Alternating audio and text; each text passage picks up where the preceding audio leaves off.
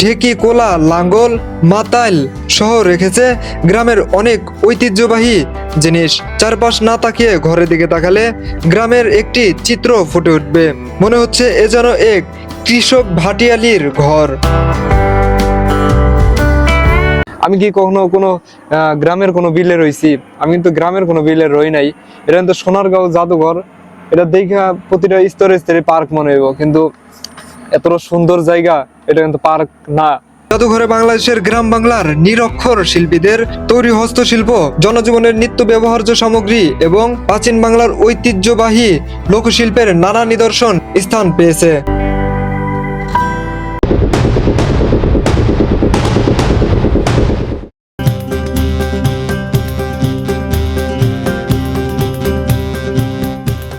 সারাক্ষণ বাসায় থাকতে থাকতে একটু প্রকৃতির ছোঁয়া নিতে মনে যাচ্ছে, তাই প্রকৃতির সন্ধান পাবো কিনা সেই সন্ধানে আমার যাত্রা।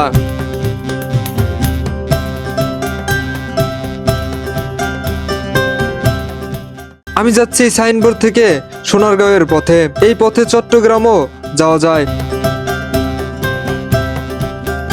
খুব শান্তশীল, সহজ সরল রাস্তা। যাতায়াতের আনন্দ নিয়েই ছুটে চলেছে সবাই। এখানে 600 বছরের ইতিহাস লুকিয়ে রয়েছে। হয়তো ইতিহাস আছে, সব ইতিহাস আপনাদের দেখাবো ইনশাআল্লাহ। এরপর শুরু হলো আমার ঐতিহ্যবাহী প্রকৃতি দেখার যাত্রা। নীরব চোখে শান্ত হয়ে দেখতে থাকলাম প্রকৃতির আবহাওয়া।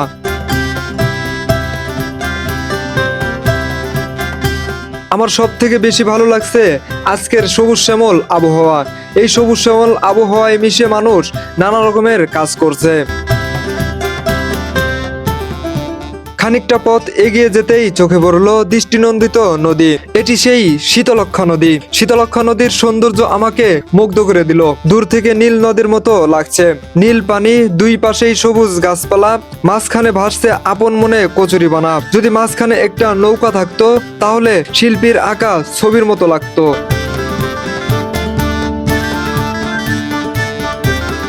চলার পথে রাস্তার পাশে দেখতে পেলাম কাশফুল এলোমেলো ভাবে দোল খাচ্ছে সাদা রূপে। গ্রাম না হলেও গ্রামের মতো কোনো কিছু দেখলে মায়ের কথাই মনে পড়ে যায়।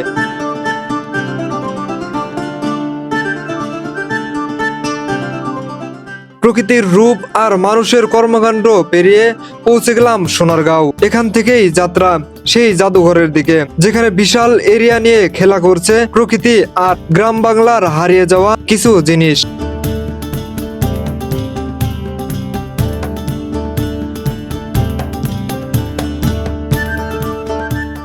গাড়িটা সোনারগাঁও থেকে সরাসরি জাদুঘরের দিকে যাত্রা শুরু করলো। এখান থেকে খুব একটা বেশি দূরে নয় জাদুঘর।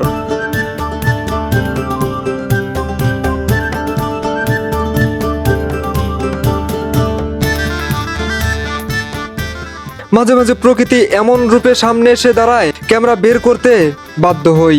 কি অপরূপ পরিবেশ, মনোমুগ্ধকর আবহাওয়া।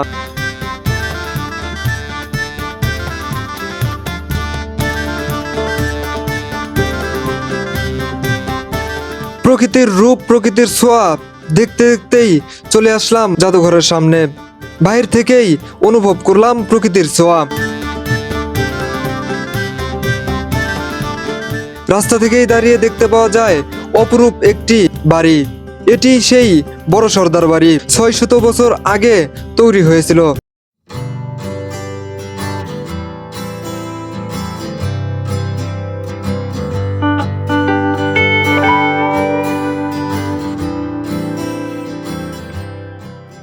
আমি আর বাহিরে দেরি না করে 30 টাকা দিয়ে টিকিট কিনে ভিতরে প্রবেশ করলাম।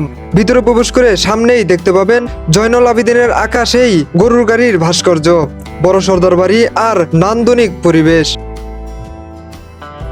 অনেক সিকিউরিটি থাকার কারণে আমাকে সেগুলোর ভিডিও করতে দেয়নি। আর একটু ভিতরে প্রবেশ করলেই জয়নুল আবেদিনের ভাস্কর্য তৈরি করে রেখেছে জাদুঘরের সামনেই। চারপাশেই প্রাকৃতিক সবুজ গাছপালা, তাই মুগ্ধ করে দিল আমাকে এক পলকেই। যত ভিতরে যাচ্ছি ততই ঘিরে ধরছে আমাকে প্রকৃতি, কারুকলায় ভরপুর ভিতরের অংশগুলো। ভিতরে আসার পর এটা যে একটি শহর আমার কাছে তা মনেই হচ্ছে না। এখানে একটি ঘর তৈরি করে রাখা হয়েছে। ঘরের চারপাশেই গ্রামীণ রূপ লাবণ্য দিয়ে সাজিয়ে রেখেছে। হারিকেন ঝুলিয়ে রেখেছে, ঢেকি, কোলা, লাঙ্গল, মাতাল সহ রেখেছে গ্রামের অনেক ঐতিহ্যবাহী জিনিস। চারপাশ না তাকিয়ে ঘরের দিকে তাকালে গ্রামের একটি চিত্র ফুটে উঠবে। মনে হচ্ছে এ যেন এক কৃষক ভাটিয়ালির ঘর।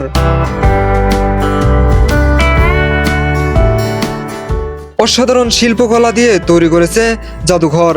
হারিয়ে যাওয়া অনেক সম্পদগুলো কারুকলার মাধ্যমে বানিয়ে রেখেছে। চারপাশে প্রাকৃতিক সৌন্দর্যে ঘেরা বিশাল জায়গা জুড়ে এই স্থানটি অবস্থান করছে। পরক্ষণেই বুঝতে পারলাম পর্যটনরা এখানে আসছে এর প্রাকৃতিক রূপ উপভোগ করার জন্য। চারিদিকে প্রাকৃতিক সৌন্দর্যে ঘেরা, একদম অপরূপ লাগতেছে। আসলে আবার বিকাল টাইমে তো আরো দৃষ্টিনন্দন লাগতেছে, এতটা সুন্দর লাগতেছে, এতটা ভালো লাগতেছে পরিবেশটা, আমি ভাষায় প্রকাশ করতে পারবো না।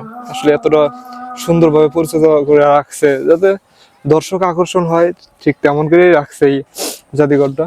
এখানে এখানে গ্রাদিয়া ফুলের বাগান, মানে দু একটা ফুল আছে, তো এখানে আরো ফুল গাছ ছিল, পরবর্তীতে আরো অনেক বিশাল বড় বান হইবে। এবার প্রাকৃতিকে ঘেরা এই জাদুঘরটির আরো ভিতরে যেতে লাগলাম আমি। সামনে রয়েছে কাঠের ব্রিজ আর ঘন ঘন খাল তৈরি করে রাখা হয়েছে। এখানে খাল তৈরি করার কারণ নৌকা দিয়ে ভ্রমণ করে এই স্থানটি যেন উপভোগ করা যায়। জাদুঘরে বাংলাদেশের গ্রাম বাংলার নিরক্ষর শিল্পীদের তৈরি হস্তশিল্প, জনজীবনের নিত্য ব্যবহার্য সামগ্রী এবং প্রাচীন বাংলার ঐতিহ্যবাহী লোকশিল্পের নানা নিদর্শন স্থান পেয়েছে। এর প্রতিটা এরিয়া জুড়েই গ্রাম বাংলার নিত্য ব্যবহারের সকল ধরনের জিনিসপত্র ছড়িয়ে ছিটিয়ে রেখেছেন। পরিচিত একটি গ্রামের অনুভূতি। মেঘনা, শীতলক্ষা এবং ধলেশ্বরী নদীর তীরবর্তী অবস্থিত এই জাদুঘর।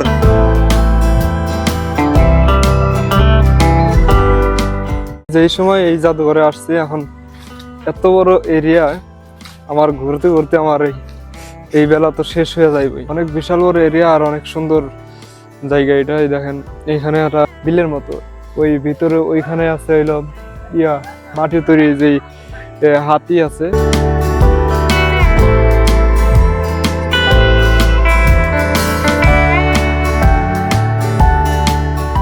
সামনের বিলটা অসাধারণ রূপ নিয়ে দাঁড়িয়ে আছে।